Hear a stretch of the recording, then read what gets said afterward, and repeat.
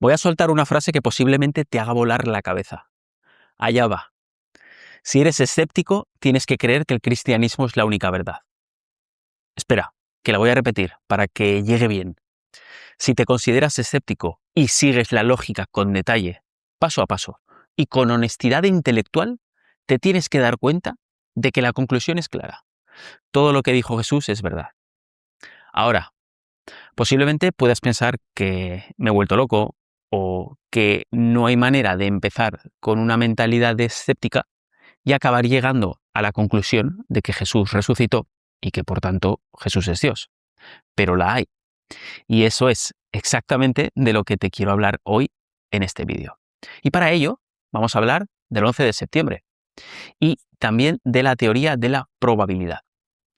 Mira, cada vez que cuelgo un vídeo en mi canal hablando de cualquier cosa directa o incluso remotamente relacionada con el cristianismo o con Jesucristo o con Dios, me dan por todos lados. Esto es un hecho. Y si no te lo crees, te puedes pasar por cualquiera de mis vídeos anteriores y ver el campo de batalla en que se convierte lo que es la sección de comentarios cada vez que nombro algo relacionado con el tema. Mira, llevo 6 años haciendo vídeos y también podcast en mi canal de YouTube y en otras partes. Y siempre me ha parecido tremendamente curioso que cuando he dicho cosas como que no tenemos ego, que no existimos, que no tenemos libre albedrío, o cualquier otra idea budista con la que, por cierto, ya no comulgo, o incluso cuando he hablado de otras cosas, como conceptos estoicos, de psicología, o de la necesidad de meditar, casi nadie ha dicho nunca nada. Y si han dicho algo, ha sido positivo. Eso sí, dices que tienes motivos científicos y racionales para creer en Dios, o que hay un caso real histórico a favor de Jesucristo, y muchos sienten una necesidad imperiosa que no pueden controlar de dar su opinión. En cualquier caso, diré una cosa. En las críticas que recibo hay de todo. Hay algunos comentarios de cuñado y también hay algunos comentarios no muy bonitos a los que no suelo contestar. Pero sí hay otros que se suelen repetir. Y estos suelen tener la forma de la religión es un engaño, la religión es una manera de controlar a las masas o el cristianismo no es verdad, es todo un invento. Y es este tipo de comentario en concreto el que me gustaría tratar de contestar hoy. Y lo voy a hacer del siguiente modo. Así que trata de seguirme, ¿de acuerdo? Si queremos probar que el cristianismo es verdad, la mejor manera es ir a ver si lo que es la idea central que lo compone es verdad. Y este núcleo, esta piedra central del cristianismo, no es otra que la resurrección de Jesucristo. Como la misma Iglesia admite, o podemos leer en la Biblia, sin resurrección no hay cristianismo. Es así. Si Cristo no resucitó, todo es un engaño y todos los cristianos perdemos el tiempo. Pero, si eso sí ocurrió, si Jesucristo hace 2000 años volvió a la vida, entonces nosotros tenemos que rendirnos a su verdad. Porque si tú pronosticas tu propia muerte y dices que al tercer día resucitarás y luego vas y lo haces, entonces te aseguro que yo y todo el mundo va a escuchar todo lo que digas con muchísima atención. Vale, vamos a ello. Al principio decía que el escepticismo te lleva al cristianismo, o sea, que el escepticismo te lleva a la evidencia de la resurrección. Para explicar por qué, me voy a basar en un argumento que en este caso no es mío, sino que es de Brian Holdsworth, que es un autor católico y que a mí me ha parecido brillante, así que se lo he robado. Por si lo queréis ver, tenéis el enlace a su vídeo completo en la descripción. Yo os lo recomiendo. Veamos. Si eres una persona con una mentalidad o lo que se llamaría una inclinación escéptica, lo lógico sería que las teorías de conspiración no fueran el tipo de cosas que te atraen. Y en parte, si eres honesto intelectualmente, esto se debe a que las teorías de conspiración son incompatibles con lo que podríamos llamar la identidad de un escéptico. Si el escepticismo es un hábito mental real en el que todo lo que haces cuando escuchas teorías de conspiración son no creértelas, como por ejemplo que el hombre no llegó a la luna, o que estamos dirigidos por reptiles del espacio, o que la Tierra es plana, entonces es porque normalmente te das cuenta de que estas ideas están estirando los límites de lo que consideras una duda razonable hasta romperlos.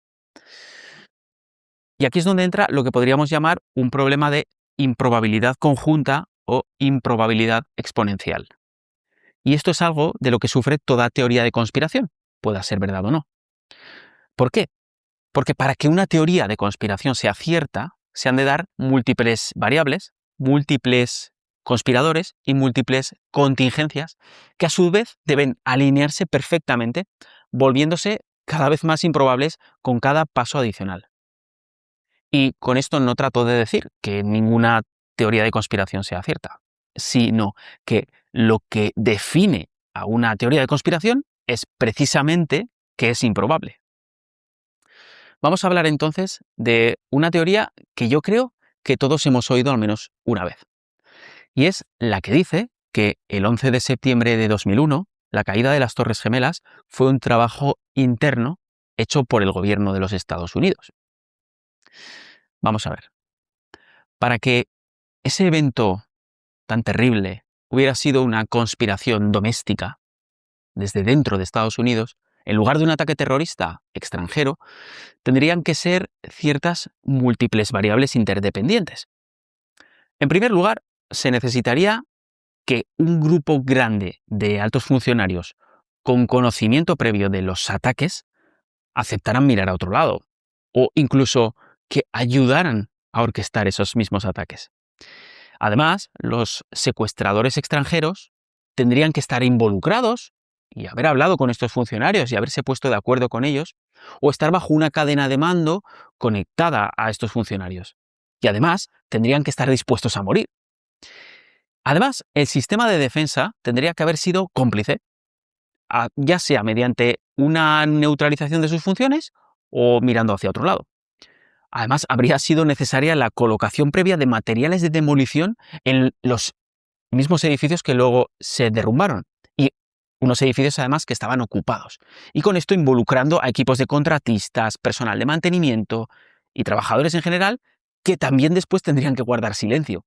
Y además se requeriría una coordinación entre múltiples agencias en Estados Unidos y entre todas esas personas, porque nadie, ni una sola persona, podría romper filas. Nadie podría denunciar lo ocurrido. Así que, incluso con una probabilidad generosa de 1 entre 10 para cada contingencia que te acabo de decir, lo cual es muy conservador, al multiplicar solo 4 de esas variables, la probabilidad resultante es de 1 entre 10.000, o lo que es un 0,01% de que esa teoría sea cierta. Cada contingencia adicional empuja la teoría hacia una probabilidad cada vez más pequeña, hasta que llega a ser casi nula. Casi todas las teorías de conspiración sufren de este llamado problema de acumulación de eventos improbables. Y es en este punto donde entra el principio lógico llamado de la navaja de Occam, que quizá hayas oído alguna vez, a lo mejor en alguna película. Este principio establece que ante diferentes teorías alternativas, usualmente la que tiene el menor número de suposiciones, la que es la más simple, es al final la más probable. Así que en una conspiración casi siempre habrá un informante, ya sea por una conciencia culpable que lo atormenta o simplemente porque tiene más incentivos para hablar que para callar. Si es que además esto se ve incluso en el crimen organizado.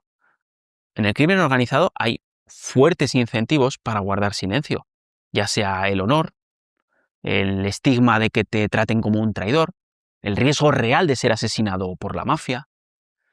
Y aún así, sigue habiendo personas que aceptan tratos con la policía para informar contra sus antiguos conspiradores. Sin embargo, en la mayoría de las teorías de conspiración, nunca aparecen informantes de este tipo. Y para mí, esto es algo muy difícil de creer. Para que una teoría de conspiración sea convincente, se debe establecer un incentivo plausible para que estos conspiradores asuman riesgos tan extremos. Porque, si lo piensas, nadie se arriesgaría tanto por recompensas menores. Así que, en el caso, por ejemplo, del 11 de septiembre, algunas personas sugieren incentivos para mantener esta teoría, como la justificación para ir a la guerra, o la libertad para hacer espionaje internacional, o beneficios económicos para la industria de defensa. Independientemente de si se cree en ellos o no, el punto aquí es que una conspiración requiere motivos de gran peso. Y ahora esto nos lleva a la llamada conspiración de Cristo, que desde hace ya muchos años representa un verdadero dilema para los escépticos. Y es que desde el siglo XIX ha sido popular entre los llamados escépticos rechazar el cristianismo y especialmente la resurrección y lo sobrenatural. Sin embargo, muchos no se dan cuenta de que la alternativa al relato de la resurrección es en sí misma una teoría de conspiración exageradamente improbable. Veamos, el sepulcro vacío es un hecho histórico que está ampliamente aceptado, tanto por académicos cristianos como no cristianos y por historiadores. Prácticamente todos coinciden en que Jesús fue una persona histórica, que fue crucificado por los romanos bajo el gobierno de Poncio Pilato y que, tras su muerte, fue puesto en una tumba cerrada. Casi inmediatamente después, sus discípulos comenzaron a afirmar que había regresado de entre los muertos. Y estas afirmaciones que hacían sus discípulos, podrían haber sido muy fácilmente desmentidas, porque solo hacía falta que cualquiera hubiera ido a la tumba a mostrar el cuerpo de Jesucristo.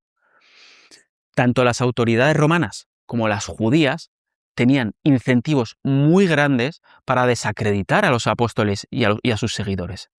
Pero no ocurrió. Y así fue como se generó la teoría alternativa que se desarrolló, que fue que sus seguidores habían robado el cuerpo. Y ahora, si se acepta la teoría del robo del cuerpo para evitar lo sobrenatural, hay que enfrentarse a una tremenda acumulación de contingencias interdependientes entre ellas. La primera sería el acceso a la tumba, porque los apóstoles o sus seguidores tendrían que haber retirado el cuerpo sin interferencias. Y esto, a pesar de que las autoridades, anticipando esto, más probable es que pusieran guardias armados y una gran piedra que bloqueaba la entrada. La segunda sería la falta de testigos, porque en un evento tan público, y siendo Jesús tan conocido como era, es poco probable o, digamos, casi imposible que nadie viera nada. Además, el cuerpo nunca fue recuperado. A pesar del interés de las autoridades por detener el movimiento, nunca se pudo presentar ningún cadáver. Nunca. Y han pasado 2000 años. La falta de recursos de los discípulos sería otro punto, porque los discípulos eran un grupo pequeño de trabajadores sin recursos que huyeron cuando Jesús fue arrestado. Y un plan tan bien orquestado está absolutamente fuera de lo que estos discípulos hubieran podido concebir jamás, y de sus posibilidades frente al poder del Sanedrín y del Imperio Romano nada menos. También hay que mencionar el cambio dramático que vino después con los discípulos, y es que pasaron de esconderse por miedo a empezar a predicar con valentía, enfrentando tortura y ejecución, que su maestro había resucitado. Y uno puede morir por una teoría que cree, pero nadie muere por una mentira que uno mismo ha inventado y de la cual no obtiene ningún beneficio. Porque no hay ningún motivo para que pescadores y viudas quisieran controlar a las masas, y ni mucho menos que lo hagan con un invento que solo les traía consecuencias negativas.